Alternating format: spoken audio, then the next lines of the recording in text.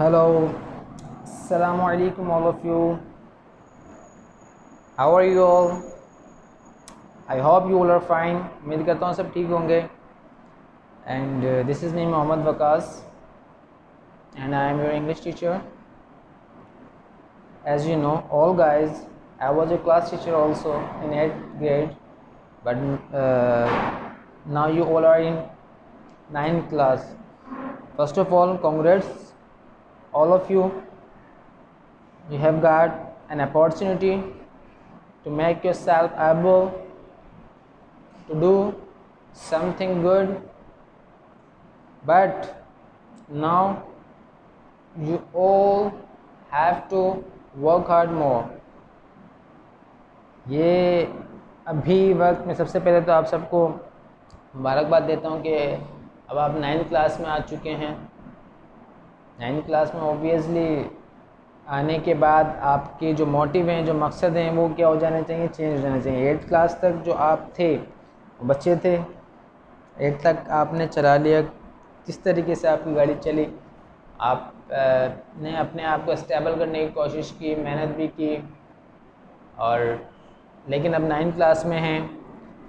Obviously in 8th grade you just had a few students, 40 or 40 plus students to compete, but now you have thousands of students to compete.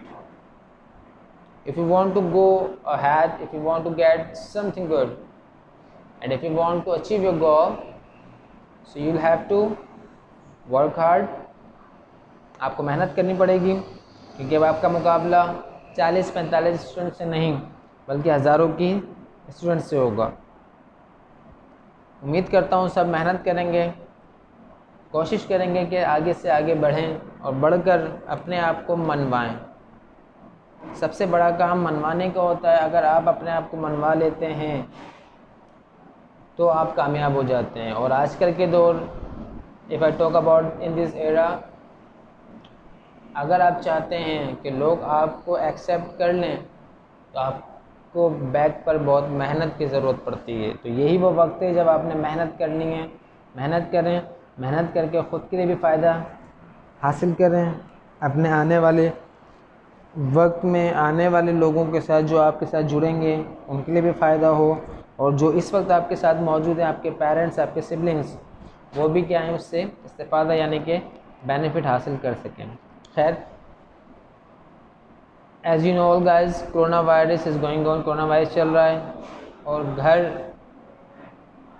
पर मौजूद रहने की हिदायत दी जा रही है. We all are restricted to be at home. We are not allowed to go those areas where people gathered. हम लोगों को इस चीज़ की इजाज़त नहीं है कि जहाँ लोग मीन्स बहुत ज़्यादा मकदार में मौजूद हों वहाँ रह सकें. And the school is that place where students gathered. School वो जगह है जहाँ पर जो स्टूडेंट्स हैं वो एक साथ बैठते हैं, गैदर्ड होते हैं. इन दिस पर्पज़, इसी वजूहत की बिना पर, इसी मकसद से आप लोगों को छुट्टियाँ दी गई हैं, यानी कि आपको हुकूमत की तरफ से, गवर्नमेंट की तरफ से फ़िलहाल रिलीफ दिया गया. तो इस रिलीफ का आपने फ़ायदा उठाना है, ना कि नुकसान. फ़ायदा उठाएंगे तो आपका ही फ़ायदा होगा. इस फ़ायदा कैसे उठाया जाए, आप अपनी एजुकेशन को आगे बढ़ाना है. आप ये टाइम ज़ाया मत करें, इंफॉर्मेटिव बुक्स पढ़ें, अपने कोर्स से रिलेटेड चीज़ों को पढ़ना शुरू कर दें. इसी वजूहत की बिना पर हम लोगों ने we have decided to give you video classes so that your education can be going on, ताकि आपकी जो मीन्स जो एजुकेशन है वो जारी रह सकती है. इसी वजूहत की बिना पर अगर आप वीडियोस नहीं देखते तो ये आपको नुकसान, और आपको बहुत ज़्यादा नुकसान होगा. उस नुकसान से बचने के लिए आई होप कि आप सब इन वीडियो क्लासेस को बाकायदा ना देखेंगे, ना सिर्फ देखेंगे बल्कि इसका फ़ायदा भी हासिल करेंगे, समझेंगे भी. चलें अब चलते हैं अपने टॉपिक की तरफ, इंग्लिश में. और सबसे पहले अगर हम बात करें तो इंग्लिश की बुक आप सबके पास मौजूद होता है. एक बात का ख्याल रखिएगा, बुक्स आपके पास, आपके सामने मौजूद होनी चाहिए. कि book must be in front of you so that there shouldn't be any problem. ٹھیک ہے، یہاں تاکہ کوئی پرابلم نہیں ہونی چاہیے. بک اپنے سامنے رکھیں، کوئی چیز سمجھ نہیں آتی بار بار اسے ریوائز کریں، ایک سے زیادہ مرتبہ اسے پڑھنے کی کوشش کریں، سننے کی کوشش کریں، انشاءاللہ وہ چیزیں کلیئر ہو جائیں گی. چلیں، ہمارے پاس سب سے پہلا جو چیپٹر ہے وہ چیپٹر ہے the last sermon of the holy prophet. Sermon کہتے ہیں خطبہ، ٹھیک ہے، سرمن کہا جاتا ہے خطبہ، یعنی کہ خطاب کرنا، خطاب. دا last sermon of the holy prophet, آخری خطبہ آپ علیہ السلام کا، یعنی آپ صلی اللہ تعالی علیہ وآلہ وسلم کا آخری خطبہ. چلیں سٹارٹ کرتے ہیں. Page number 2. حضرت محمد پیس بی اپون ہم دا پروفٹ آف اسلام. حضرت محمد صلی اللہ تعالی علیہ وآلہ وسلم اسلام کے پروفٹ مطلب پیغمبر یعنی کہ رسول. was born in 571 AD 571 AD میں آپ پیدا ہوئے، یعنی کہ آپ کی ولادت ہوئی ایٹ مکہ، مکہ میں. he belonged to the noble family of Quraysh.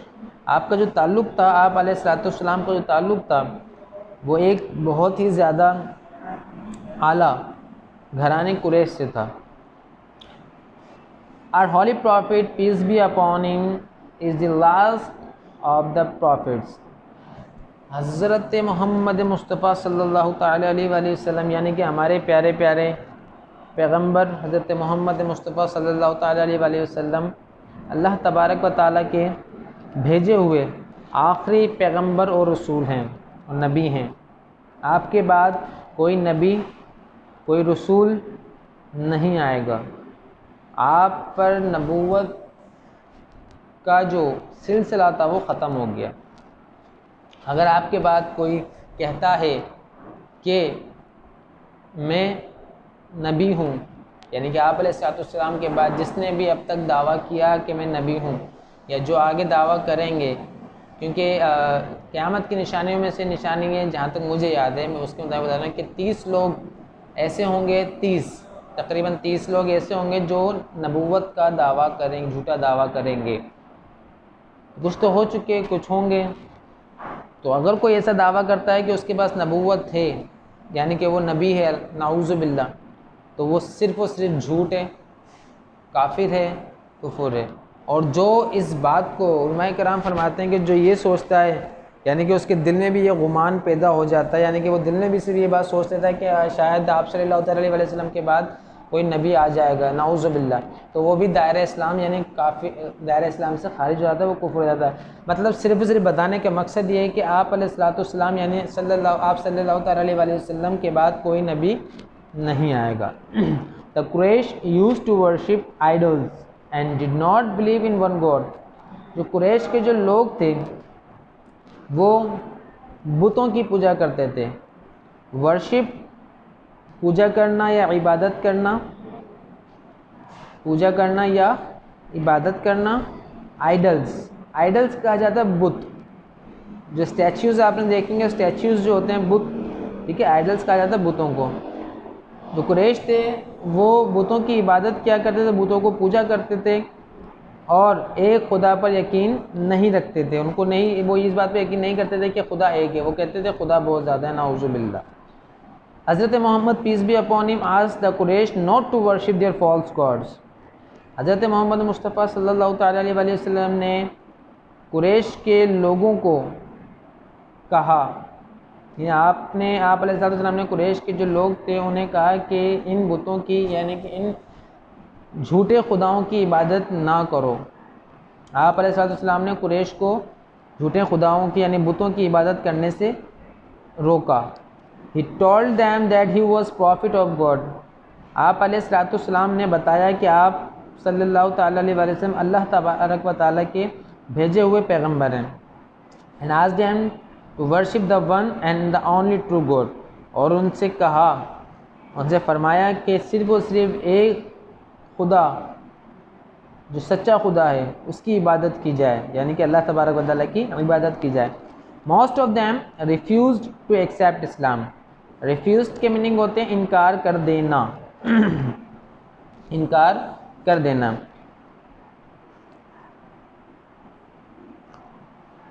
Most of یعنی کہ زیادہ تر جو ان میں تعداد ایسے لوگوں کی تھی جنہوں نے اسلام کو قبول کرنے سے انکار کر دیا تھا. They taught that by preaching Islam he was against their gods. وہ سوچتے تھے taught یعنی کہ think کے سیکنڈ فارم میں taught. وہ سوچتے تھے کہ اسلام کی تبلیغ کرنا ان کے جو خدا ہیں، ان کے جو بت ہیں، ان کے مخالف ہو جانے کے مترادف ہے. اینڈ دیئر اینسسٹرز، اور ان کے آباء و اجداد کے مخالف ہو جانے کی طرح ہے، یعنی کہ ان کے آباء و اجداد کے مخالف ہو جانا ہے. اینسسٹرز کہا جاتا ہے آباء و اجداد. آباء و اجداد کہا جاتا ہے ان لوگوں کو جو ہمارے دادا پردادا وغیرہ یعنی کہ جو تھے وہ ہمارے اینسسٹرز ہیں، تو ان کو آباء و اجداد کہا جاتا ہے اردو میں. They opposed this new faith and their bitter opposition. وہ اس نئے مذہب کے بالکل یعنی کہ جو اسلام تھا اس کے بالکل مخالف ہو گئے، اور ان کا یہی رویہ Prophet علیہ الصلوۃ والسلام caused the Prophet صلی اللہ تعالیٰ علیہ وسلم much agony and a lot of trouble. یعنی کہ یہی ان کا جو وجہ تھی، یعنی کہ آپ علیہ الصلوۃ والسلام نے جو ان کے پیغام پہنچایا، یعنی دین اسلام کی بات پہنچائی، اسلام کی بات کو ایکسیپٹ یعنی کہ وہ اس نئے اسلام یعنی کہ نئے آنے والے مذہب کو ایکسیپٹ نہیں کرتے تھے، بلکہ اس کا وہ آپ علیہ الصلوۃ والسلام کے بہت زیادہ مخالف ہو گئے، اور یہی سبب بنا کہ آپ علیہ الصلوۃ والسلام سے مخالف ہونے کا. اور اسی وجوہات کی بنا پر آپ علیہ الصلوۃ والسلام کو انہوں نے بہت زیادہ تکلیفیں پہنچائیں، بہت زیادہ پریشانیاں کی. ایگونے کی میننگ ہوتا ہے شدید تکلیف. اچھا، ایگونے کی میننگ ہوتے ہیں شدید غصہ یا بہت جلد غصے میں آ جانا. تو یہاں پر اس کے دو طریقے سے میننگ آ سکتے ہیں کہ جو اپوزیشن اور یعنی قریش کے جو لوگ تھے جنہوں نے اسلام کو قبول نہیں کیا تھا، ان لوگوں کے مطابق یہ نیا مذہب ان کے لیے بہت زیادہ غصے کا باعث تھا. Their opposition to Islam became so fierce and terrible that he had to ask the believers to migrate to Medina. یعنی کہ جو مخالفت جو تھی وہ اس حد تک بڑھ چکی تھی کہ وہ بہت زیادہ پریشان یعنی کہ مسلمانوں کو جو اسلام قبول کر چکے تھے ان کو پریشان کرنے لگے، تکلیفیں دینے لگے. فیئرس کے میننگ ہوتے ہیں خون خوار یعنی کہ بہت زیادہ شدید غصہ اور آپ کو حملہ کرنا اور مارنے کی کوشش کرنا یا مختلف طریقوں سے بہت زیادہ تکلیفیں پہنچانا. جو اسلام کے ساتھ تھے وہ اسلام کے جو لوگوں تھے اسلام جو تھے اس کو تکلیفیں پہنچانا شروع کر دیں، اور آپ علیہ الصلوۃ والسلام کو بھی انہوں نے بہت زیادہ تکلیفیں پہنچانا شروع کر دیں. وہ بہانے سے آپ علیہ الصلوۃ والسلام اور آپ علیہ الصلوۃ والسلام کے جو فالوورز تھے، جو چاہنے والے تھے یعنی کہ اسلام جنہوں نے قبول کیا تھا، ان کو تکلیفیں پہنچانے لگے. اسی وجوہات کی بنا پر آپ علیہ الصلوۃ والسلام نے جو بلیورز یعنی کہ آپ علیہ السلام صحابی جو تھے ان سے مدینہ کی طرف ہجرت کرنے کا ان کو حکم فرمایا.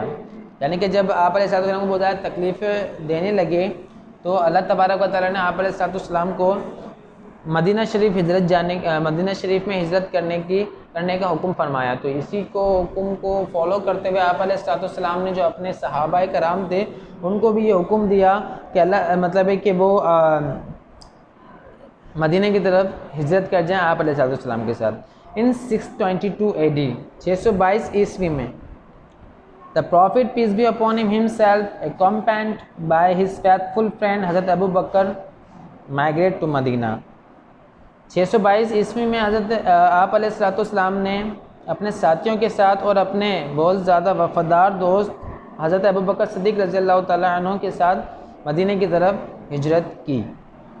This event is known in history as the ہجرہ.